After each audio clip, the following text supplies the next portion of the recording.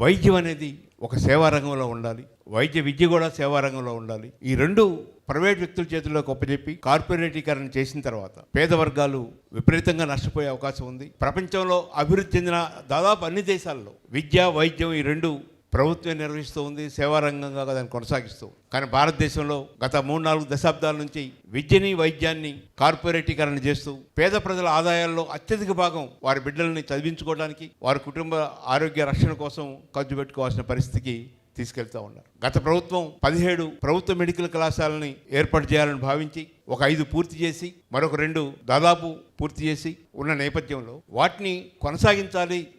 ఈ రాష్ట్రంలో ఉన్న 17 మెడికల్ కళాశాలలు ప్రభుత్వ పరంగా ఉంటే 17 ఆసుపత్రులు వస్తాయి. 17 ఆసుపత్రులు వస్తే 17 × 300 దాదాపు 5,000 పడకలతో కూడిన వైద్యం పేదలకి అందుతుంది. కానీ దానికి భిన్నంగా ప్రైవేట్ పరం చేయాలనే ఆలోచన ఈ రాష్ట్ర ప్రభుత్వానికి రావటం దురదృష్టకరం.